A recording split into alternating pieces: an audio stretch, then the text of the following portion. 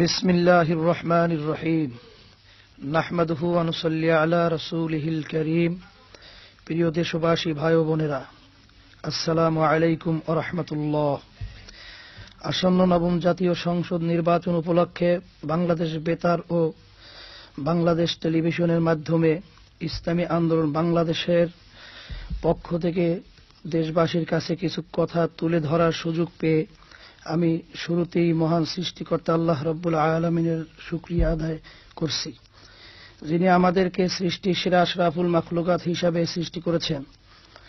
সকল প্রশংসা শুধুই মহান আল্লাহ, যিনি আমাদেরকে তার খলিফা ও প্রতিনিধির মর্যাদা দান করেছেন, যিনি আমাদের জীবনকে সুন্দর, সফল ও সার্থক করে গড়ে তোলার জন্য দিন ইসলামকে একটি পূর্ণাঙ্গ জীবনাদর্শ হিসাবে মনোনীত করেছেন। দরুদ ও সালাম সর্বশেষ সর্বশ্রেষ্ঠ নবী হযরত মুহাম্মদুর রাসূলুল্লাহ সাল্লাল্লাহু আলাইহি ওয়াসাল্লামের প্রতি, যিনি মানব জাতিকে অন্ধকার থেকে আলোর পথ দেখিয়েছেন, যিনি মানব জীবনের সকল স্তরে একটি সর্বোত্তম আদর্শ রেখে গেছেন, যা অনুসরণ ও বাস্তবায়নে মানব জীবন ধন্য উন্নত হয়। আমি আরো শ্রদ্ধার সাথে স্মরণ করছি যাদের আত্মত্যাগের বিনিময়ে আমরা আমাদের জন্মভূমি স্বাধীনতা পেয়েছি। মহান রব্বুল আলামিনের কাছে 1971-এর মহান মুক্তিযুদ্ধে আত্মদানকারী বীর মুক্তিযোদ্ধাদের যথাযথ প্রতিদান কামনা করছি। পাশাপাশি আমি স্মরণ করছি স্বাধীনতা পরবর্তী বিগত 37 বছর বিদেশে শান্তি রক্ষা মিশনে জীবন দিয়ে যেসব সেনা সদস্যরা দেশের মর্যাদা বৃদ্ধি করেছেন, দেশের সীমান্ত রক্ষা করতে গিয়ে যেসব বিডিআর জওয়ানরা জীবন উৎসর্গ করেছেন এবং শান্তি শৃঙ্খলা রক্ষায় নিয়োজিত পুলিশ বাহিনীর যেসব ভাইয়েরা জীবন দিয়েছেন, তাদের বীরত্বপূর্ণ অবদানের কথা।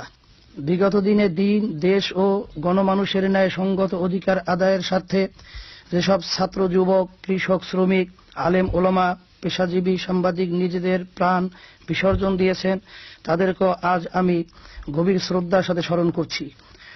সমবেদনা প্রকাশ করছি তাদের পরিবার পরিজনদের প্রতি। প্রিয় দেশবাসী, আমরা বিশ্বে একটি গর্বিত জাতি। আমরা যুদ্ধ করে স্বাধীনতা অর্জন করেছি। আমরা রক্ত দিয়ে ভাষা সম্মান রক্ষা করেছি। একই ভাষার, একই বর্ণের এবং প্রায় একই বোধ, বিশ্বাস ও সংস্কৃতি লালনকারী 15 কোটি মানুষের একটি রাষ্ট্রে বসবাসের নজির বর্তমান পৃথিবীতে কোথাও নেই। আমাদের রয়েছে উর্বর ভূমি, গ্যাস, কয়লার মতো খনিজ সম্পদ, আর রয়েছে এক বিশাল কর্মক্ষম জনশক্তি। হিন্দু, মুসলিম, বৌদ্ধ, খ্রিস্টান মিলেমিশে আমরা স্থাপন করেছি সাম্প্রদায়িক সম্প্রীতির এক অনন্য নজির। আমরা আজ দারিদ্র্যের নির্মম কষাঘাতে জর্জরিত। শিক্ষা, স্বাস্থ্য ব্যবস্থার, বাসস্থান ও ন্যায় বিচারের মতো মৌলিক অধিকার থেকে দেশের অধিকাংশ নাগরিকই বঞ্চিত। এখনো রাজধানী ঢাকার অগণিত মানুষ ফুটপাতে ও বস্তিতে ঘুমায়। দেশের বিপুল সংখ্যক দরিদ্র মানুষ অনাহারে, অর্ধাহারে দিন কাটায়। বেকারত্ব আজ প্রকট আকার ধারণ করেছে। জঠর জ্বালা নিবারণে অসহায় ও উপায়হীন মা তার আদরের সন্তানকে বিক্রি করার মতো ঘটনাও এদেশে ঘটছে। শুধু বেঁচে থাকার তাড়নায় এদেশের অনেক মা বোনেরা বিপদগামী হচ্ছে। এসব মর্মস্পর্শী ঘটনা প্রায় সংবাদপত্রে প্রকাশিত হচ্ছে।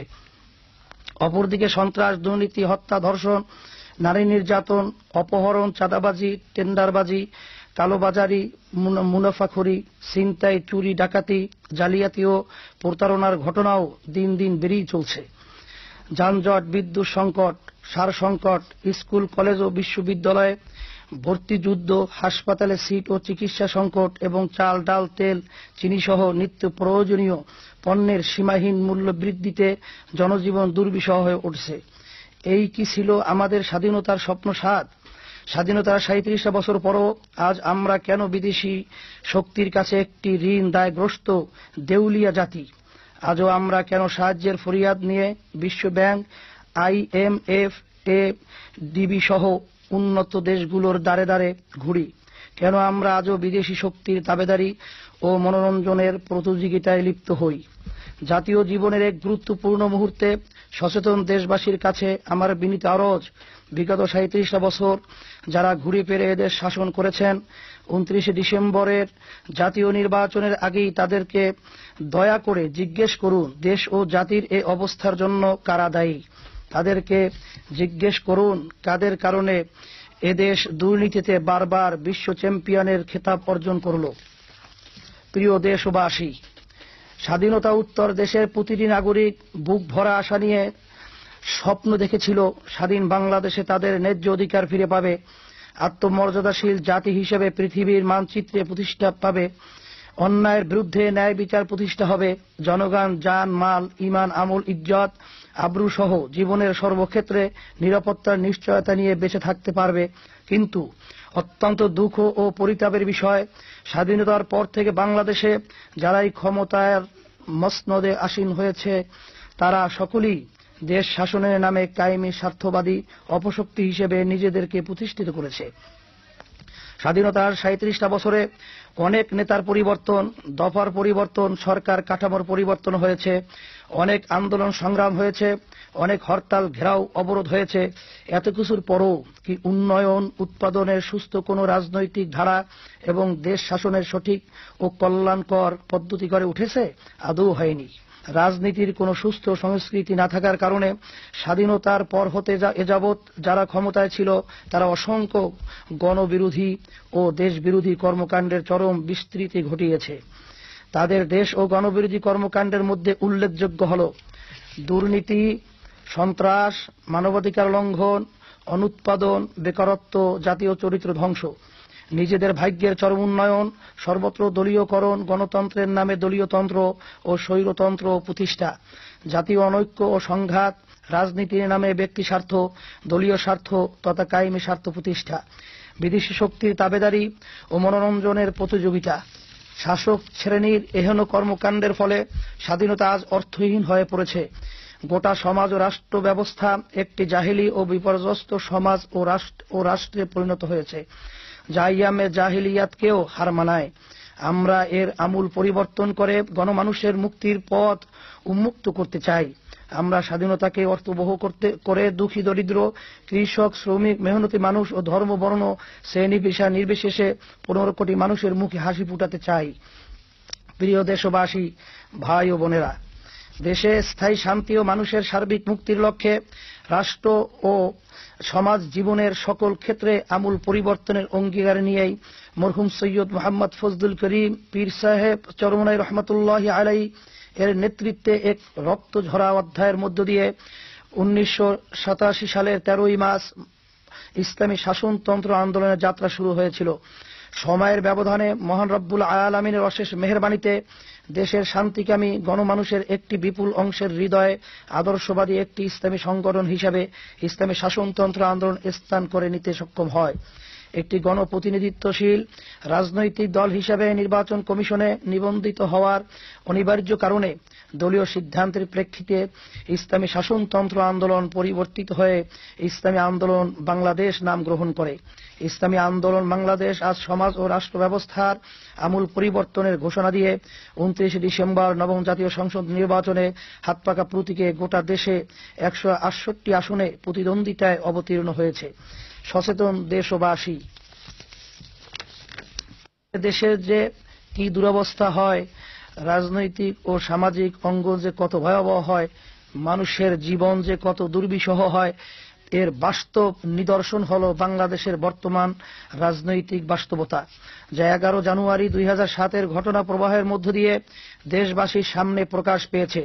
এ ধরনের ঘটনা ইতিপূর্বেও এদেশে ঘটেছে, যে কারণে স্বাধীনতার 37টা বছর পরও দেশ শাসনের সঠিক কোনো পদ্ধতি গড়ে ওঠেনি।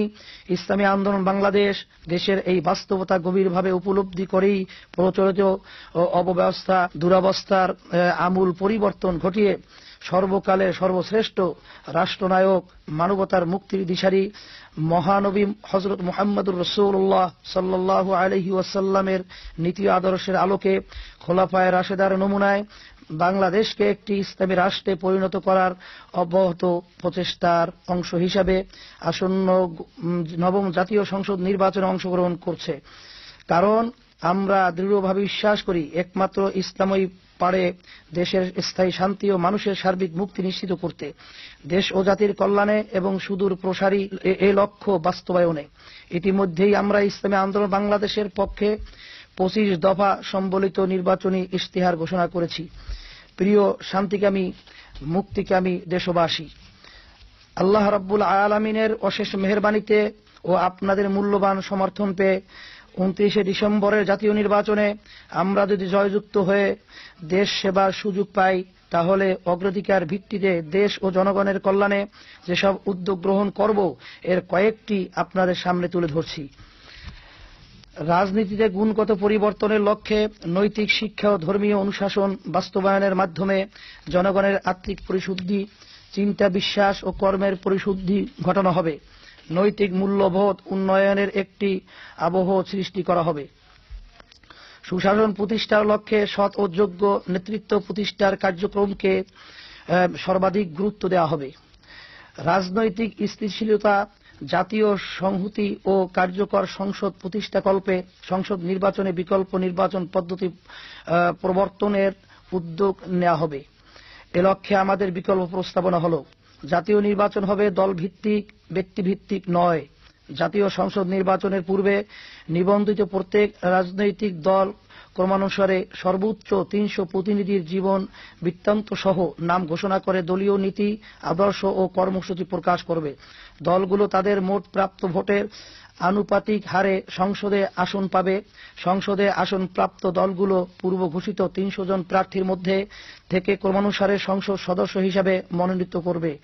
পরবর্তীতে স্ব দলের প্রাপ্ত ভোটের আনুপাতিক হারে মন্ত্রণালয়ও পাবে। এই ধরনের নির্বাচনী ব্যবস্থায় কালো টাকা, পেশিশক্তির প্রভাব বন্ধ হবে।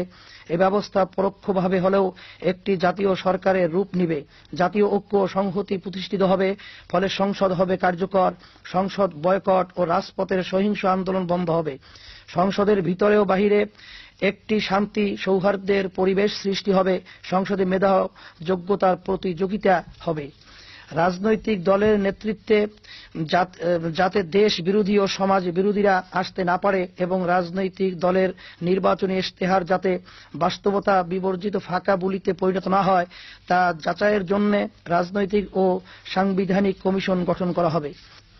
প্রিয় দেশবাসী, ইসলামী আন্দোলন বাংলাদেশ সন্ত্রাস ও দুর্নীতির মতো জাতীয় গজব থেকে দেশ ও দেশের জনগণকে বাঁচাতে শুধু দমন নয়, বরং সন্ত্রাস ও দুর্নীতি নির্মূলে কার্যকর ব্যবস্থা গ্রহণ করবে। সার্বিক কল্যাণ প্রতিষ্ঠায় ধর্ম ও রাজনীতির সমন্বয় ঘটানো হবে। মানবাধিকার সুনিশ্চিত করতে ন্যায়ের শাসন প্রতিষ্ঠা করা হবে। শিক্ষাকে আমরা সর্বোচ্চ গুরুত্ব দেব। একটি আলোকিত ও উন্নত জাতি হিসেবে বিশ্বে সগৌরবে মাথা উঁচু করে দাঁড়াতে হলে জ্ঞান, বিজ্ঞান ও শিক্ষার কোনো বিকল্প নেই।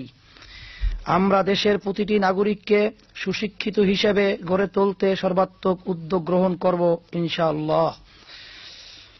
সৎ, চরিত্রবান, দক্ষ, আদর্শ নাগরিক গড়ে তোলার লক্ষ্যে গোটা শিক্ষা ব্যবস্থাকে নৈতিক মূল্যবোধ ও ধর্মীয় আদর্শের আলোকে ঢেলে সাজানো হবে এবং দেশের সকল নাগরিকের জন্য শিক্ষার অধিকার নিশ্চিত করা হবে। মেয়েদের উচ্চশিক্ষার ক্ষেত্রে সকল প্রকার হয়রানি ও প্রতিবন্ধকতা দূর করার লক্ষ্যে ঢাকা বিশ্ববিদ্যালয় সহ সকল বিশ্ববিদ্যালয়ে আলাদা ব্যবস্থাপনা গড়ে তোলা হবে এবং তাদের আলাদা পাঠদানে পর্যাপ্ত নারী শিক্ষক নিয়োগ দেওয়া হবে। আলিয়া মাদ্রাসা শিক্ষার উন্নয়ন ও স্বাতন্ত্র্য রক্ষায় ঢাকায় অ্যাফিলিয়েটিং ক্ষমতা সম্পন্ন আরবি বিশ্ববিদ্যালয় প্রতিষ্ঠা করা হবে। কওমি মাদ্রাসা শিক্ষার যথাযথ মূল্যায়ন করা হবে এবং মাদ্রাসা শিক্ষিতদেরকে দেশ গঠন ও উন্নয়নের মূল স্রোতধারায় সম্পৃক্ত করার জন্য কার্যকর উদ্যোগ গ্রহণ করা হবে। শিক্ষকদের সম্মানজনক বেতন ভাতা ও সুযোগ সুবিধা বৃদ্ধি করা হবে। প্রিয় ভাইয়েরা, বাংলাদেশের অধিকাংশ মানুষ কৃষি নির্ভর। অতএব কৃষি উন্নয়ন ছাড়া দেশের উন্নয়ন সম্ভব নয়। তাছাড়া বর্তমান বিশ্বে খাদ্য ঘাটতির প্রেক্ষাপটে ব্যাপক কৃষি উন্নয়ন ও খাদ্য উৎপাদনে বৈপ্লবিক অগ্রগতি সাধন করতে না পারলে সমূহ বিপর্যয় ও চ্যালেঞ্জ মোকাবেলা করা সম্ভব হবে না। তাই ইসলামী আন্দোলন বাংলাদেশ কৃষি উন্নয়ন ও খাদ্য উৎপাদনে বৈপ্লবিক অগ্রগতির উদ্যোগ গ্রহণ করবে।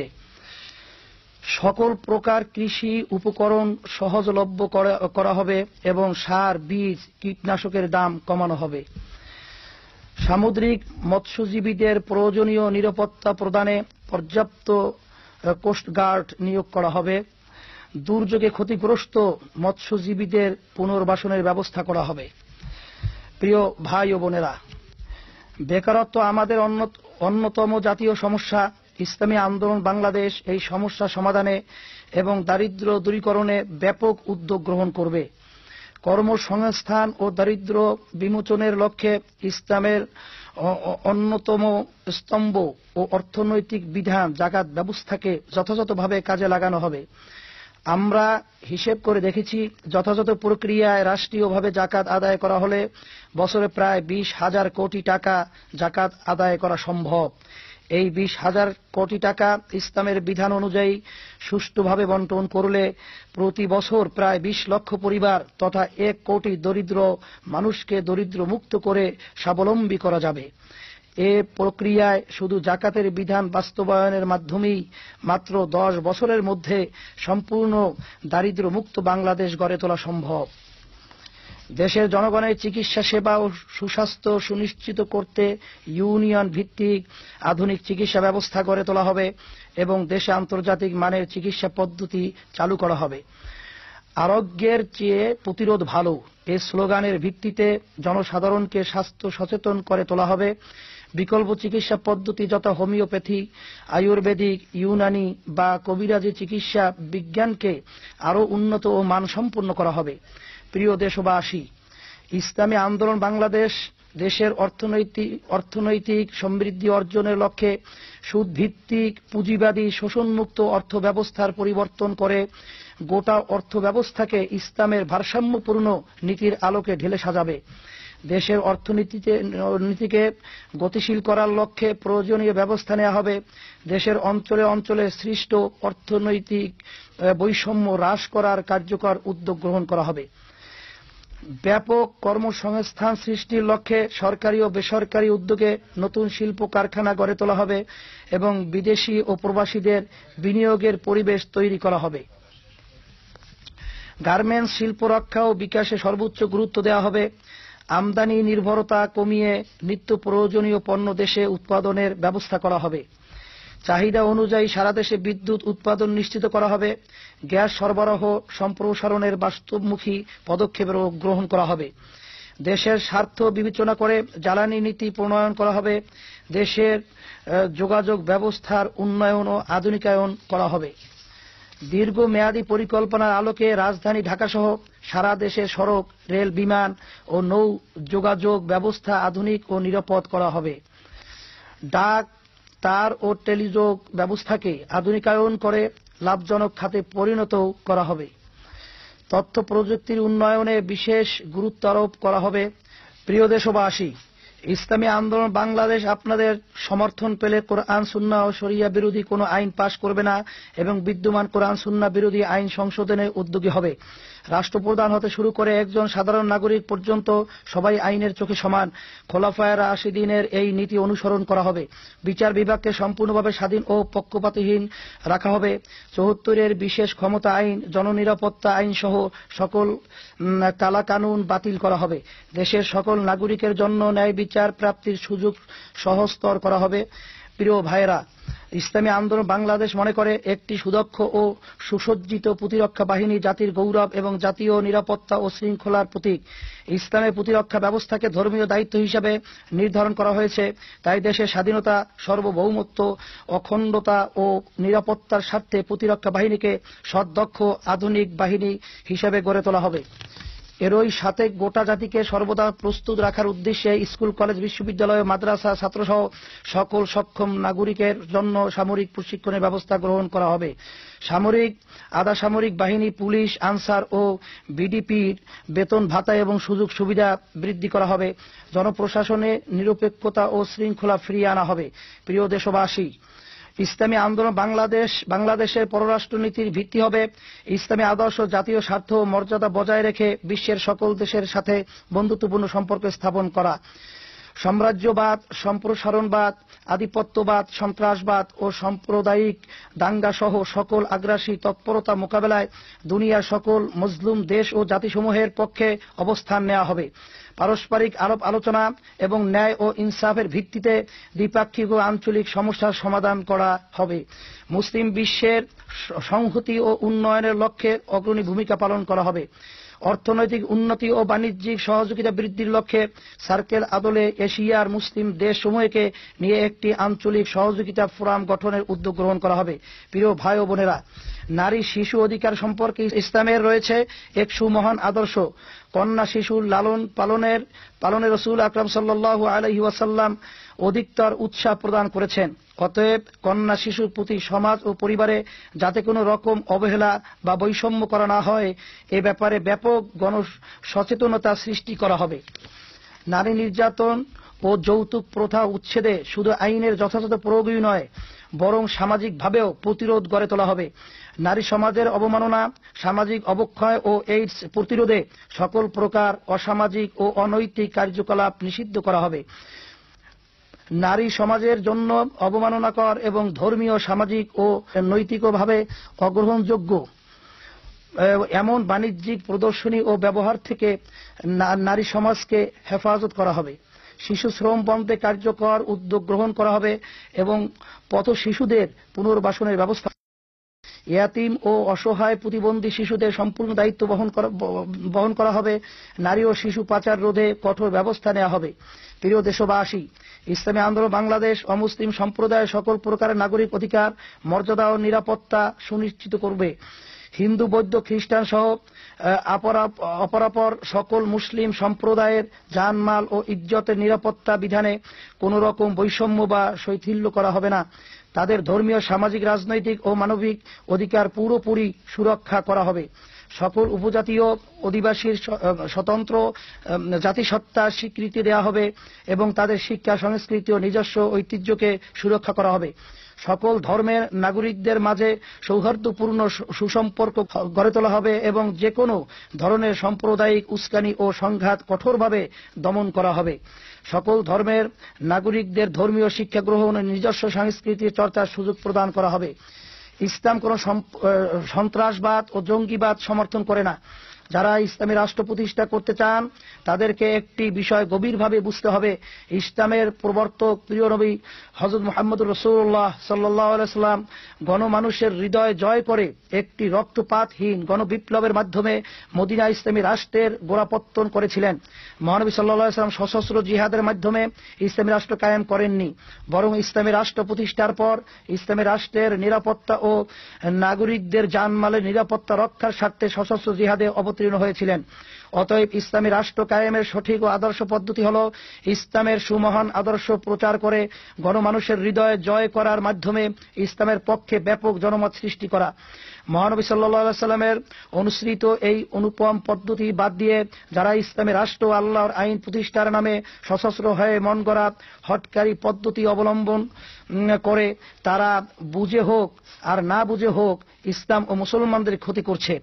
ইসলাম এসেছে মানুষের জীবন সুরক্ষা ও নিরাপত্তা বিধানের জন্য, মানুষের জীবন নিরাপদহীন ও সন্ত্রস্ত করার জন্য নয়। ইসলামী আন্দোলন বাংলাদেশ সকল প্রকার সন্ত্রাসবাদ ও জঙ্গিবাদ উৎখাতে কার্যকর ব্যবস্থা গ্রহণ করবে ইনশাআল্লাহ। ঠুনকো ইস্যুতে অর্থনীতি ধ্বংসকারী ও জনদুর্ভোগ সৃষ্টিকারী হরতাল, ঘেরাও, অবরোধ সহ যে কোনো ধ্বংসাত্মক কর্মসূচি বন্ধেরও উদ্যোগ নেওয়া হবে। প্রিয় দেশবাসী, মুক্তিযুদ্ধকে কেন্দ্র করে আমরা যাতে বিভক্ত হয়ে না পড়ি সেজন্য যুদ্ধাপরাধীর বিষয়টি নিষ্পত্তি হওয়া উচিত। প্রকৃত যুদ্ধাপরাধীদের বিচার আমরাও চাই, তবে দেশবাসীর কাছে আমরা পরিষ্কারভাবে বলতে চাই, দেশপ্রেমিক আলেম ওলামা, মাদ্রাসা ছাত্র শিক্ষক, পীর মাশায়েখ, দাড়ি টুপিধারী, দিনদার বুদ্ধিজীবী তথা সরল প্রাণ মুসল্লিদের কোন রকম অবমাননা কোনোভাবেই বরদাস্ত করা হবে না। শোষণ বঞ্চনার অবসান ঘটিয়ে শ্রেণী বৈষম্যহীন ও দারিদ্র্য মুক্ত একটি আধুনিক কল্যাণ রাষ্ট্র গড়ে তোলার মাধ্যমে আমরা মুক্তিযুদ্ধের চেতনা ও স্বপ্ন বাস্তবায়ন করতে চাই। মুক্তিযোদ্ধাদের সন্তানদের চাকরি প্রদানে আমরা অগ্রাধিকার দেব। বাংলাদেশের জনগণ ইসলামী ভাবধারায় উজ্জীবিত একটি গতিশীল সংস্কৃতি ধারা লালন করে আসছে। আমাদের সাংস্কৃতিক এই ঐতিহ্য রক্ষা ও যে কোনো সাংস্কৃতিক আগ্রাসন প্রতিরোধে প্রয়োজনীয় ব্যবস্থা গ্রহণ করা হবে। বেতার ও টেলিভিশনের মতো শক্তিশালী গণমাধ্যমকে নৈতিক শিক্ষা ও মনুষ্যত্ব বিকাশের মাধ্যমে হিসেবে গড়ে তোলা হবে। ইসলামী মূল্যবোধের পরিপন্থী নয় এমন সব ক্রীড়া ও শিল্পকলা বিকাশের পূর্ণ সুযোগ দেওয়া হবে। সকল পর্যায়ের সরকারি কর্মকর্তা ও কর্মচারীদের সততা ও যোগ্যতার ভিত্তিতে সম্মানজনক বেতন ভাতা, আনুষঙ্গিক সুযোগ সুবিধা প্রদান ও পদোন্নতির ব্যবস্থা করা হবে। সকল গণমাধ্যম ও সংবাদপত্রের স্বাধীনতা, বাক স্বাধীনতা এবং গণমাধ্যম কর্মীদের নিরাপত্তা নিশ্চিত করা হবে। প্রিয় দেশবাসী, এখন আমি আসন্ন নবম জাতীয় সংসদ নির্বাচন উপলক্ষে আপনাদের কাছে কিছু বিনীত আবেদন পেশ করতে চাই। প্রথমেই সরকার গঠনে যাদের ভূমিকা সবচেয়ে বেশি, ৬৮,০০০ গ্রামের সম্মানিত সেই কৃষক ভাইদের প্রতি আমার বিনীত আহ্বান। আপনারা অতীতে বহুবার ভোট দিয়ে সরকার গঠনে ভূমিকা পালন করেছেন। আপনাদের ভোটেই মূলত বিজয় হয়ে অতীতের সরকারগুলো দেশ পরিচালনা করেছে। আল্লাহ তাআলা আপনাদের বিবেক বুদ্ধি দিয়েছেন। আপনারা আপনাদের বিবেক দিয়ে বিবেচনা করে দেখুন, অতীতে যাদেরকে ভোট দিয়ে ক্ষমতায় পাঠিয়েছেন তারা কি তাদের ওয়াদা রক্ষা করেছে? তারা কি সততা ও নিরপেক্ষতার সাথে আপনাদের খেদমত করেছে? তারা যদি ওয়াদা ভঙ্গ করে থাকে, অন্যায় ও অসৎ পথে চলে থাকে, তাহলে তাদেরকে কি আবারও ভোট দেওয়া উচিত? আপনাদের প্রতি আমার বিনীত আরজ, ভোট একটি পবিত্র আমানত। এই আমানতের খেয়ানত করলে কাল কিয়ামতে আল্লাহর কাছে জবাব দিতে হবে। অতএব খারাপ মানুষকে ভোট দিবেন না, সৎ ও ভালো মানুষকে ভোট দিবেন। বিশেষ করে আমি আপনাদের কাছে ইসলামের পক্ষে ইসলামী আন্দোলন বাংলাদেশের প্রার্থীদেরকে হাত পাখা মার্কায় ভোট দিয়ে আপনাদের মূল্যবান ভোটের আমানত হেফাজত করার আহ্বান জানাচ্ছি। যাদের হাতে দেশের উন্নয়নের চাকা ঘুরে, মেহনতি সেই শ্রমিকদের প্রতি আমার আহ্বান। অতীতের সকল শাসন শ্রেণী আপনাদের শ্রম ও ঘামের যথাযথ মর্যাদা দেয়নি, যে কারণে ন্যায্য পাওনা আদায়ের দাবিতে আপনাদের অনেক আন্দোলন করতে হয়েছে, রক্ত ঝরাতে হয়েছে, জীবন দিতে হয়েছে, এমনকি আত্মহুতি দেওয়ার মতো চরম কর্মসূচিও আপনারা দিয়েছেন। শ্রমিকদের বিকল্প কাজের ব্যবস্থা না করে একে একে দেশের বৃহৎ জুট মিলগুলো বন্ধ করে দিয়ে লাখো লাখো শ্রমিককে অসহায় ও নিঃস্ব করে দেওয়া হয়েছে। শ্রমিকদের সাথে সীমাহীন অমানবিক আচরণ করা হয়েছে। অথচ মহানবী সাল্লাল্লাহু আলাইহি সাল্লাম শ্রমিকের স্বার্থে ঘোষণা করেছেন, শ্রমিকদের শরীরের ঘাম শুকানোর আগে তাদের পাওনা পরিশোধ করে দাও। ইসলামী আন্দোলন বাংলাদেশ মহানবী সাল্লাল্লাহু আলাইহি সাল্লামের এই নির্দেশের আলোকে শ্রমজীবী মানুষের স্বার্থ মর্যাদা রক্ষায় সর্বাত্মক প্রচেষ্টা চালাবে। অতএব দেশের মেহনতি শ্রমিক ভাই ও বোনদের প্রতি আমার উদাত্ত আহ্বান, আপনাদের স্বার্থ মর্যাদা রক্ষায় এবার আপনারা ইসলামের পক্ষে ইসলামী আন্দোলনের প্রার্থীকে হাত পাকা মার্কায় মূল্যবান ভোট প্রদান করে একটি উত্তম ও সৎ কাজে সহযোগিতা করুন। দেশের ভবিষ্যৎ ও প্রাণশক্তি ছাত্র যুব সমাজের প্রতি আমার আহ্বান। কায়েমি স্বার্থবাদী শক্তিগুলো ক্ষমতার স্বার্থে অতীতে আপনাদেরকে বারবার ব্যবহার করেছে একটি সুন্দর সমৃদ্ধ ও আধুনিক দেশ গড়ার লক্ষ্যে এবং গণমানুষের অধিকার আদায়ের আন্দোলনে অতীতে আপনারা অগ্রণী ভূমিকা পালন করেছেন। 52-এর ভাষা আন্দোলন, 69-এর গণ আন্দোলন, 71-এর মুক্তিযুদ্ধ এবং প্রতিটি স্বৈরাচার ও দুঃশাসন বিরোধী আন্দোলনে আপনাদের রয়েছে এক ঐতিহাসিক বীরত্বপূর্ণ ভূমিকা। অতএব জাতির প্রয়োজনে দেশের চরম সন্নিক্ষণে মহান রব্বুল আলামিনের প্রতি পূর্ণ ভরসা রেখে আমি আপনাদের প্রতি আশাবাদী যে আপনারা এই জাহিলি সমাজ ও ঘুণে ধরা রাষ্ট্র ব্যবস্থার আমূল পরিবর্তনের ডাকে সাড়া দিয়ে ইসলামী আন্দোলন বাংলাদেশের প্রার্থীদেরকে হাত পাকা প্রতীকে নিজেদের মূল্যবান ভোট দিবেন এবং সর্বাত্মক সহযোগিতা করবেন। ডাক্তার, প্রকৌশলী, শিক্ষক, ব্যাংকার, উকিল, মুক্তার, বিজ্ঞানী, অর্থনীতিবিদ, কৃষিবিদ, শিল্পী, সাংবাদিক, লেখক, সাহিত্যিক সহ সকল সম্মানিত পেশাজীবীদের প্রতি আমার উদাত্ত আহ্বান। আসুন আমরা সকলে মিলে প্রচলিত ধারার ব্যর্থ অনাদর্শের সংঘাতময় রাজনীতি পরিহার করে একটি বিজ্ঞানসম্মত চির আধুনিক ও পূর্ণাঙ্গ জীবনাদর্শ সৃষ্টিকর্তা মহান রব্বুল আলামিন কর্তৃক মনোনীত ইসলামের সুমহান আদর্শের আলোকে আমাদের সমাজ ও রাষ্ট্র ব্যবস্থাকে পুনর্গঠন করি। এ সুমহান লক্ষ্য অর্জনে আমি আজ আপনাদের কাছে ইসলামী আন্দোলন বাংলাদেশের হাত পাকা প্রতীকে আপনাদের ভোট প্রার্থনা করছি এবং আমাদের প্রার্থীদেরকে বিজয়ী করতে আপনাদের সার্বিক সহযোগিতা কামনা করছি। দেশের নারী সমাজ সম্মানিত মা বোনদের প্রতি আমার আবেদন, একমাত্র ইসলামই আপনাদেরকে উচ্চ মর্যাদার আসনে আসীন করেছে। ইসলাম আপনাদেরকে সম অধিকার নয় বরং অগ্রাধিকার দিয়েছে। প্রিয় নবী হযরত মুহাম্মদ রাসূলুল্লাহ সাল্লাল্লাহু আলাইহি ওয়াসাল্লাম বিদায় হজ্জের ঐতিহাসিক ভাষণে আপনাদের সম্মান ও মর্যাদা সুরক্ষা এবং আপনাদের সাথে সদাচরণ করার জন্য বিশ্ববাসীর প্রতি আহ্বান জানিয়েছেন। জাতির প্রায় অর্ধেক শক্তি হিসাবে জাহিলি সমাজ ও রাষ্ট্র ব্যবস্থা পরিবর্তনে আপনাদেরও পালন করতে হবে গুরুত্বপূর্ণ ভূমিকা। আল্লাহ তাআলার অশেষ মেহেরবানিতে আমি দৃঢ়ভাবে আশাবাদী 29 ডিসেম্বরের জাতীয় নির্বাচনে আপনারা ইসলামী আন্দোলনের প্রার্থীকে হাত পাকা মার্কায় ভোট দিয়ে আপনাদের যথাযথ মর্যাদা, সম্মান ও অধিকার সুরক্ষায় ইসলামের পক্ষে ব্যাপকভাবে সাড়া দিবেন। সর্বস্তরের সরকারি বেসরকারি চাকুরিজীবীদের প্রতি আমার আহ্বান, আপনারা অক্লান্ত শ্রম ও মূল্যবান মেধা ব্যয় করে দেশ ও জনগণের যে খেদমত ও সেবা প্রদান করছেন, বহির্বিশ্বের তুলনায় রাষ্ট্র থেকে আপনারা এর যথাযথ বিনিময় পাচ্ছেন না। আপনারা যে সামান্য পরিমাণ বেতন ভাতা পাচ্ছেন, এই দুর্মূল্যের বাজারে তা দিয়ে স্ত্রী সন্তান নিয়ে কোন রকম জীবন ধারণ করাই কষ্টকর। এটা সত্যিই দুঃখজনক ও অমানবিক। এই দুরবস্থা পরিবর্তনে আপনাদেরকে এগিয়ে আসতে হবে।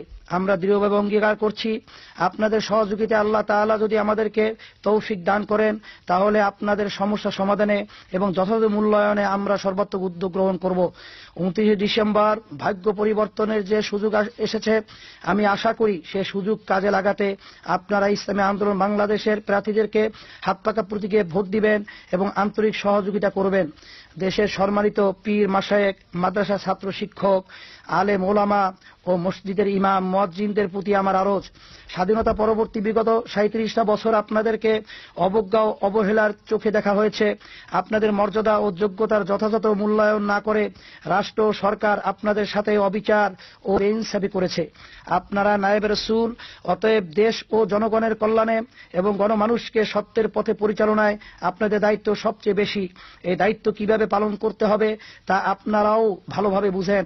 আমার দৃঢ় বিশ্বাস, এবারের নির্বাচনে আপনারা আপনাদের গুরু দায়িত্ব পালন করে দৃষ্টান্ত স্থাপন করবেন এবং ইসলামের পক্ষে গণজোয়ার সৃষ্টি করতে অগ্রণী ভূমিকা পালন করবেন। ইসলামের এই মিশন যাতে কামিয়াব হয়, সেজন্য আমি আপনাদের নেক দোয়া, সমর্থন ও সর্বাত্মক সহযোগিতা কামনা করছি। যেসব আসনে ইসলামী আন্দোলন বাংলাদেশে প্রার্থী আছে, আপনারা তাদের বিজয়ী করার জন্য মুখ্য ভূমিকা পালন করবেন, এই আরজ আমি আপনাদের কাছে পেশ করছি। দেশের সর্বস্তরের ব্যবসায়ীদের প্রতি আমার আহ্বান, প্রিয় নবী সাল্লাল্লাহু আলাইহি ওয়াসাল্লাম ঘোষণা করেছেন, সৎ ও বিশ্বস্ত ব্যবসায়ীদের হাসর হবে নবী, সিদ্দিকীন, শহীদ ও সালেহিনদের সাথে।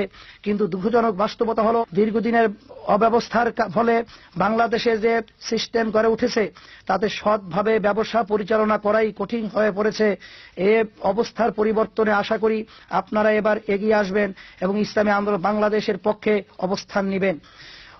অমুসলিম নাগরিকদের প্রতি আমার নিবেদন, আমাদের প্রিয় নবী সাল্লাল্লাহু আলাইহি সাল্লাম অমুসলিম নাগরিকদের প্রতি কোন মুসলমানের রাগান্বিত চোখে তাকানোকেও কঠোর শাস্তিযোগ্য অপরাধ হিসেবে ঘোষণা করেছেন। মহানবী সাল্লাল্লাহু আলাইহি সাল্লামের এই অনুপম আদর্শের আলোকে দেশের অমুসলিম নাগরিকগণের জানমাল ও ইজ্জত সম্মানের নিরাপত্তা রক্ষা এবং পারস্পরিক সম্প্রীতি রক্ষায় আমরা ইনশাআল্লাহ বিশ্বে অনন্য নজির স্থাপন করব। অমুসলিম ভাই বোনেরও আশা করি তাদের অধিকার ও মর্যাদা সুরক্ষার স্বার্থে আমাদের প্রার্থীদেরকে ভোট দিয়ে আমাদের সেই সুযোগ করে দিবেন। প্রবাসী ভাইদের প্রতি আহ্বান, যেসব প্রবাসী ভাইয়েরা নিজেদের শ্রম, ঘাম ও মেধা ব্যয়ের মাধ্যমে অর্থ উপার্জন করে দেশের অর্থনীতিতে গুরুত্বপূর্ণ ভূমিকা পালন করছেন, দেশের প্রতি আপনাদের অসীম ভালোবাসার কথা আমরা ভুলতে পারব না। আপনারা যে সুখী সমৃদ্ধ বাংলাদেশ দেখতে চান, ইসলামী আন্দোলন বাংলাদেশ সে স্বপ্ন পূরণে বদ্ধপরিকর। দেশ ও জাতির এই গুরুত্বপূর্ণ মুহূর্তে আমি আপনাদের অবদানের কথা স্মরণ করছি এবং আসন্ন জাতীয় সংসদ নির্বাচনে আপনাদের দোয়া ও সহযোগিতা কামনা করছি। এবার যেসব ছোট ভাই ও বোনেরা প্রথমবারের মতো ভোটার হয়েছেন, তাদের প্রতি আমার আহ্বান, আপনার জীবনের প্রথম ভোটটি সৎপথে ইসলামের পক্ষের প্রার্থীকে প্রদান করে একটি শুভ কাজের সূচনা করুন। প্রিয় ভাই ও বোনেরা, অতীতের মতো আবারও যদি অসৎ কায়েমি স্বার্থবাদীরা সংসদ সদস্য হিসেবে নির্বাচিত হয়, তবে দেশ ও জাতির অপূরণীয় ক্ষতি হবে। তাই দেশের সকল সম্মানিত ভোটারদের প্রতি আমাদের উদাত্ত আহ্বান, যে এলাকায় সৎ, যোগ্য ও চরিত্রবান প্রার্থী পাওয়া না যাবে, সেখানে নির্বাচন কমিশন পরবর্তীত না ভোটে রায় দিয়ে অন্যায়ের বিরুদ্ধে যথাযথ প্রতিবাদ জানাবেন। প্রিয় দেশবাসী, একটি বৈপ্লবিক পরিবর্তন ছাড়া দেশের মানুষের ভাগ্যের পরিবর্তন সম্ভব নয়। আর তাই পরিবর্তনের এই বিপ্লবের সূচনা করতে হবে আপনাকেই।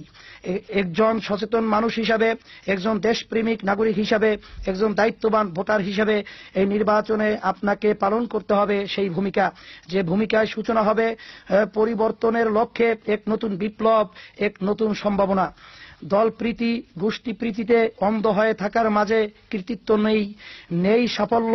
সকল প্রকার হীনমন্যতা, সংকীর্ণতা, ভয়ভীতি ঝেড়ে ফেলে সত্যের পক্ষে, ন্যায়ের পক্ষে নিজ সমর্থন ঘোষণা করতে হবে সাহসের সাথে।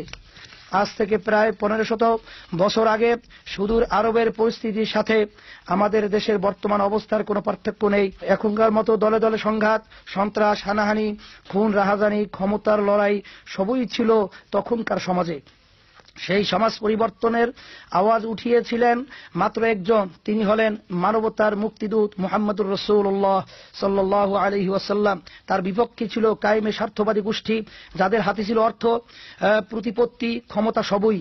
প্রতিপক্ষের অর্থবিত্ত আর ক্ষমতার দাপটকে উপেক্ষা করে হযরত আবু বকর, ওমর, ওসমান, আলী ও বেলাল রাদিয়াল্লাহু তাআলা আনহুম এদের মতো কয়েকজন ব্যক্তি আল্লাহর নামে রাসূলের সঙ্গী হয়ে গেলেন।